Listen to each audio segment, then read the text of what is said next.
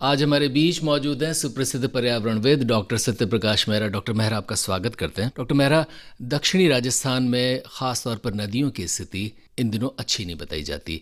बताएं कि ये जो नदियां थी बारहमासी भी थी और जो बरसात में भी आती थी, इनके भीतर का पानी कुछ कम हुआ है, और हुआ है तो क्या कुछ उसके कारण है? सबसे पहले तो धन्यवाद आप यहाँ पे।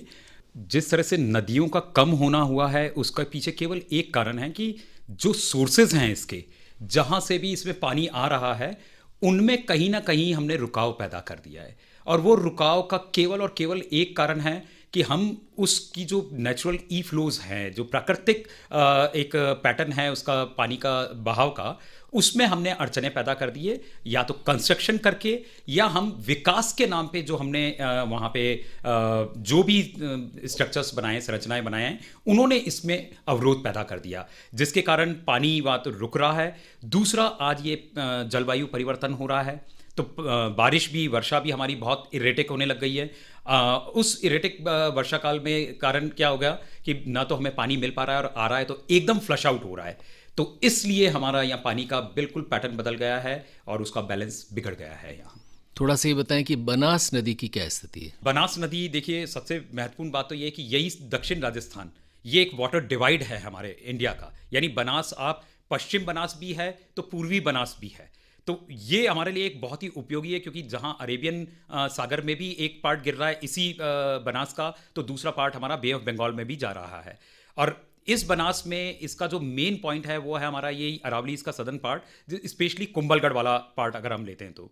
और कुंभलगढ़ में इस समय हालत आप देखिए कि किस प्रकार से हम जो पानी के स्रोत हैं वहाँ पे एक बिल्डिंग्स का निर्माण कर रहे हैं, कंक्रीट सीमेंट के जंगल हम क्रिएट कर रहे हैं। यानी अगर ये कंक्रीट सीमेंट के जंगल को रोका नहीं गया तो हमारे जो प्राकृतिक जंगल रहे हैं वो हट जाएंगे, और वो हटते से ही अभी जो सिचुएशन है, अभी कम से कम पानी कुछ बहता हुआ दिख रहा है, कुछ बहता हुआ दिख रहा है। मैं ये नहीं कह रहा हूं कि पूर्णतः है, लेकिन ये बहता हुआ पानी बहुत ही कम समय में बिल्कुल विलुप्त हो जाएगा, और आगे बनास की सिचुएशन ये हो जाएगी कि हमें उसके स्रोत पे नहीं मिलके वो सूखे उसमें आ जाएगी।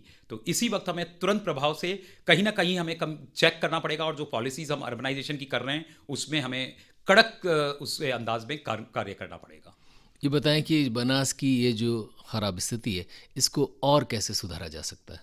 इसमें सुधारने के लिए एक तो सबसे पहले हमारे जो जितने भी डीन्यूडेड फॉरेस्ट हुए हैं, अरावली में जितना भी ग्रीनरी हट गई है उसको वापस ग्रीन मेंटेन करना पड़ेगा। और ग्रीन मेंटेन करने के लिए हम जो हॉरिजॉन्टल डेवलपमेंट की बात कर रहे हैं, यानी हम जो विस्तारित अपना अर्बनाइजेशन को लेके जा रहे हैं, या अर्बन स्प्रॉलिंग जिसकी हम बात करते हैं, उसको कहीं ना कहीं विराम देना पड़ेगा। और जितना भी अदर देन शहरीकरण का पार्ट है, उन शहर में वर्टिकल के साथ साथ ग्रीनरी हमें रिच करनी पड़ेगी, और जहां पानी अंदर जाता है, सीप करता है, उन पैसेजेस को यहां देना पड़ेगा। यानी हार्वेस्टिंग पूरा प्रॉपर वे से करना पड़ेगा, ताकि जितना भी पानी आए वो जमीन में उतरे और एकदम फ्लश आउट नहीं हो।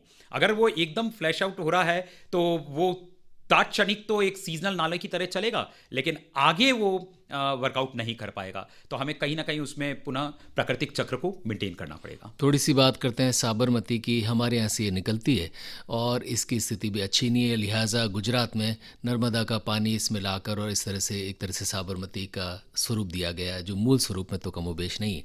बताएं कि साबरमती का भी रिवाइवल क्या संभव है? जी बिल्कुल। साबरमती मतलब राजस्थान एक तरह से गुजरात के लिए लाइफलाइन का काम करती हैं, क्योंकि वहाँ की नदियों का जितना भी स्रोत है वो राजस्थान का दक्षिण पार्ट या मध्य प्रदेश का पार्ट, और यहीं के जंगल उसमें जा रहे हैं। और साबरमती एक ऐसी रिवर है जिसमें पूर्णतः डिपेंडेंसी, भले ही वो थोड़ा सा पार्ट, मतलब ये कहें कि अगर हम 450 किलोमीटर का पूरा लंबाई कह रहे हैं तो उसमें से केवल 50 किलोमीटर का पार्ट है जो कि राजस्थान में आ रहा है, लेकिन यही 50 किलोमीटर का पार्ट है दक्षिण राजस्थान के जो जंगल हैं, वहीं से ये पानी अंदर जा रहा है। और अगर इस जंगल को हमने मेंटेन किया तो गुजरात की जो विकास की बात कर रहे हैं हम, या गुजरात के जो मॉडल की बात कर रहे हैं, राजस्थान का उसमें मुख्य भूमिका रहेगी, और साबरमती इसमें प्रमुख योगदान देगी। क्यों?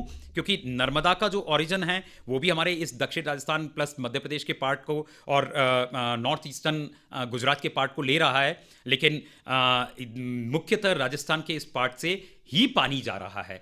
तो अगर हमने इसको मेंटेन किया, और कर सकते हैं हम, तो साबरमती फुल अंदाज में वैसे ही बह सकती है।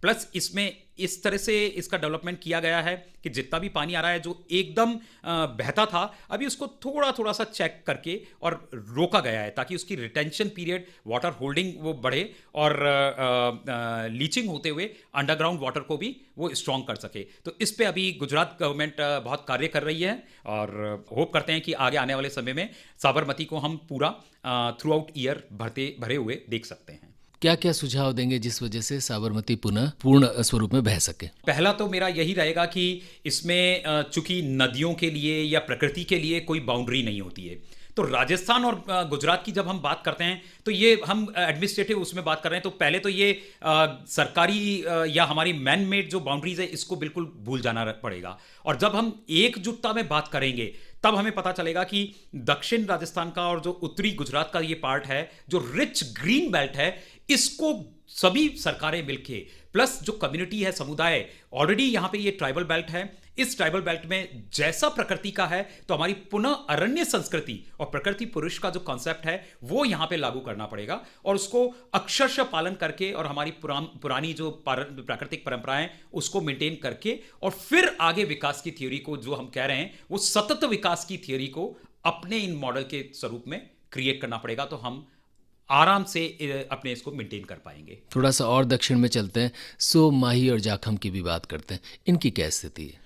स्थिति अगर मैं कहूं कि प्रकृति चक्र में अगर आप ऑन एन एवरेज औसतन वर्षा की बात करेंगे तो आपको लगभग वही वर्षा का औसत मिलेगा, लेकिन रेनी डेज की अगर हम बात करेंगे यानी कितने दिनों तक वर्षा हो रही है, वो डेज में कमी आ गई है और वो डेज में जलवायु परिवर्तन का जो हमने स्पीड अप कर दिया है उसमें कहीं ना कहीं इसका योगदान हो रहा है। तो हमें ये करना पड़ेगा कि इसमें जो अभी स्थिति बहुत खराब नहीं है, इसमें केवल हम ये कर सकते हैं कि जो जलवायु परिवर्तन के लिए उत्तरदायी कारण हैं, जिसमें से सबसे पहले तो जो कॉन्क्रीटाइजेशन हो रहा है, अर्बनाइजेशन हो रहा है, उस पे कहीं ना कहीं हमें एक चेक करना पड़ेगा। और आने वाले समय में अगर हमें बचाना है और इसके फ्लो को मेंटेन करना है तो हमें ग्रीन बेल्ट को हमें पूर्णतः डेवलप करना पड़ेगा इन्हीं बेल्ट में। तो इन नदियों में कहीं भी पानी रुकाव नहीं होगा, कहीं आप इसमें सूखापन नहीं देखेंगे और ये निरंतर प्रवाहित होती रहेंगी। दक्षिणी राजस्थान की इतनी सारी नदियां, इनमें कहाँ कहाँ अभी भी आपको स्वर्ण रेखा दिखाई पड़ती है? ये प्रश्न बड़ा कठिन है, लेकिन मैं तो सभी नदियों में स्वर्ण रेखाएं देख रहा हूं। क्यों? क्योंकि जहां भी मैं जाता हूं वहां का जो ओरिजिन है, वहां की जो कम्युनिटीज है, उनका एक विशेष लगाव मैंने यहाँ देखा है। राजस्थान का भली वो रेगिस्तानी इलाका हो, चाहे अपना रिवराइन ईस्टर्न पार्ट हो जो कि फ्लरिश करता है अपना ग्रीन बेल्ट से या प्राकृतिक कवर से, या अपना जो पहाड़ी क्षेत्र अलवर से लेके उदयपुर तक का हो, पूरा अरावलीज को अगर चेन को लें, तो सब जगह जहां पे नेटिव कम्युनिटीज हैं वो इसको बहुत प्रेज करती हैं और उनमें कहीं प्रॉब्लम्स नहीं आ रही है। लेकिन जहां जहां शहरीकरण का एक अर्बन डेंसिटी हाई हो गई है, एक कहीं ना कहीं टूरिज्म इसमें बहुत बड़ा योगदान दे रहा है, क्योंकि उसका प्रेशर इन कम्युनिटीज पे आ रहा है और वो कम्युनिटीज कहीं ना कहीं उनका जो ग्लैमरस एक मूव देख रहे हैं तो उनका भी झुकाव शहरीकरण की तरफ बढ़ रहा है और वो सोच रहे हैं कि पक्काकरण करने से या कॉन्क्रीटाइजेशन करने से हम जो है ये मेंटेन कर सकते हैं। इसको अगर हम रोक देते हैं, वो किसी भी तरह से हो, भली वो जनजागृति में भी केवल एक डिपार्टमेंट काम नहीं करेगा, इसमें कोई वन विभाग नहीं, कोई इरिगेशन डिपार्टमेंट नहीं, इसमें समस्त विभागों को एकजुट होके पुरानी हमारी परंपराओं को, या जो हमारी वहाँ परंपराएं हैं, और पानी तो राजस्थान के लिए बहुत महत्वपूर्ण है, उसको अगर मेंटेन किया तो मुझे लगता है कि ये जो स्वर्ण रेखाएं हैं वो स्वर्ण ही रहेगी और वही हमारी नदियां प्रवाहित होती रहेगी अगर इनके सोर्सेस को हम बचा लेते हैं। तो जाते जाते उदयपुर के तमाम श्रोताओं को क्या कहेंगे? मैं उदयपुर के श्रोताओं को यही कहना चाहूँगा कि सबसे पहले तो उदयपुर, जिनमें ये कहा जाता था कि ये सिटी लेक सिटी है और 99 नाले यहाँ पे गिरते हैं, तो वो 99 नाले आप चेक करिए और आप अपनी तरह से अवेयर होके, अगर आपको कहीं लगता है कि ये पानी के स्रोत रहे और वो बंद हो रहे हैं, तो तुरंत प्रभाव से जो संबंधित विभाग हैं उनको सूचित करके और इसको रिफॉर्म करवाएं। और अभी हाईवेज भी, NHAI भी इसमें बहुत बड़ा रोल प्ले कर रहा है, उनको अगर इसकी जानकारी दी जाए